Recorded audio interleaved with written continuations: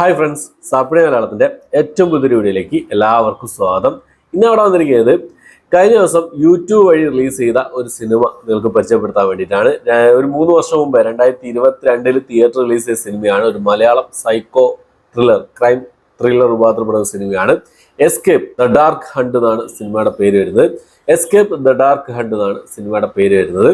സിനിമയിൽ പ്രധാന വേഷങ്ങൾ കൈകാര്യം ചെയ്തിട്ടുള്ളത് ഗായത്രി സുരേഷ്, ശ്രീവിദ്യ മുല്ലച്ചേരി, സന്തോഷ് കിയാറ്റൂര്, പിന്നെ വിനോദ് കോവൂർ എന്നിവരൊക്കെയാണ് സിനിമയിൽ പ്രധാന വേഷം കൈകാര്യം ചെയ്തിട്ടുള്ളത്.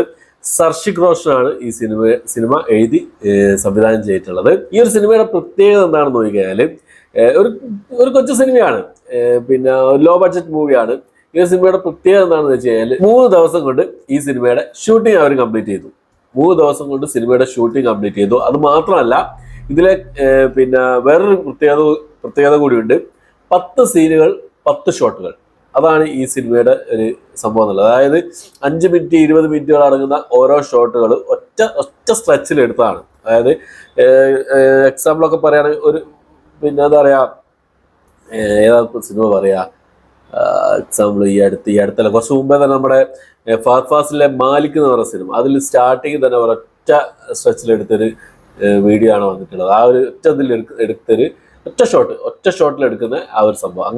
അങ്ങനെയുള്ളൊരു 10 ഷോട്ടുകൾ ആണ് ഈ ഒരു സിനിമയിൽ അടങ്ങിയിട്ടുള്ളത്. ഏകദേശം 1.25 മണിക്കൂറാണ് സിനിമയുടെ ദൈർഘ്യം വരുന്നത്.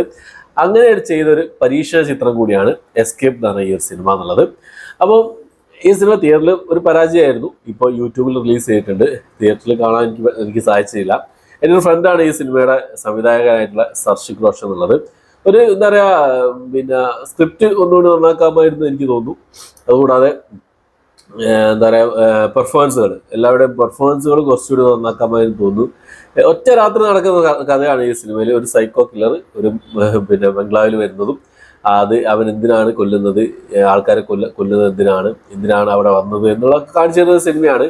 ഈ സിനിമയ്ക്ക് ഒരു എൻഡിങ് ഇല്ല, ഒരു അവസാനവും ഇല്ല എന്നുള്ളതാണ്. അവസാനം എന്താ പറയുക, ഇതെങ്ങനെ അവസാനിപ്പിക്കണം എന്ന് അറിയാത്തതുകൊണ്ടാണെന്ന് അറിയില്ല. എസ്കേപ്പ് 2 എന്ന് പറയുന്നത് കാണിച്ചിട്ടുണ്ട്. അപ്പോൾ അങ്ങനെയൊക്കെയാണ് സിനിമയുടെ സംഭവം എന്നുള്ളത്. ഒരു പക്ക മോശം പടമല്ല, ജസ്റ്റ് ഒന്ന് കണ്ടു നോക്കാവുന്ന ഒരു സിനിമയാണ്. യൂട്യൂബിലാണ് അവൈലബിൾ ആയിട്ടുള്ളത്. യൂട്യൂബിലൊക്കെ സിനിമ കാണുന്ന ആൾക്കാർക്ക് ജസ്റ്റ് ഒന്ന് കണ്ടു നോക്കാവുന്ന സംഭവങ്ങളൊക്കെ സിനിമയിൽ ഉണ്ട് എന്നുള്ളതാണ്. കുറെ എന്താ പറയാ, ഈ ക്യാമറ കാഴ്ച ഞാൻ പറഞ്ഞല്ലോ, സജീഷ് രാജാണ് ഈ സിനിമയുടെ ക്യാമറ വർക്ക് കൈകാര്യം ചെയ്തിട്ടുള്ളത്. ഇവരുടെ കൂടെ ക്യാമറയും സഞ്ചരിക്കണം. നായിക കുളത്തിലേക്ക് ചാടുകയാണല്ലോ, അപ്പം ക്യാമറയും ചാടട്ടെ എന്ന് പറയുന്ന പോലെ ഇവരുടെ കൂടെ തന്നെ ക്യാമറയും സഞ്ചരിക്കണം. അതാണ് ഈ സിനിമയുടെ വലിയൊരു ടാസ്ക് എന്നുള്ളത്. അതായിരുന്നു അതവര് എനിക്ക് തോന്നുന്നു അത്യാവശ്യം കുഴപ്പമില്ലാത്ത രീതിയിൽ അവരത് ചെയ്തിട്ടുണ്ട് എന്നുള്ളതാണ്. എന്താ പറയാ, പിന്നെ 1.25 മണിക്കൂറേ സിനിമയുടെ ദൈർഘ്യം വരുന്നുള്ളൂ. അപ്പൊ ഈ ഒരു പ്രത്യേകത, ഈ ഒരു സംഭവമാണ് 10 ഷോട്ടുകൾ 10 സീനുകൾ 10 ഷോട്ടുകൾ. ആ ഒരു സംഭവം അത് ഒരു പരീക്ഷണം എന്നുള്ള രീതിയിൽ അവർ ചെയ്തതാണ്. വിജയിച്ചോ എന്ന് ചോദിച്ചാൽ ഒരു പരിധി വരെ അവരതിൽ വിജയിച്ചിട്ടുണ്ട് തന്നെയാണ് എനിക്ക് തോന്നുന്നത്.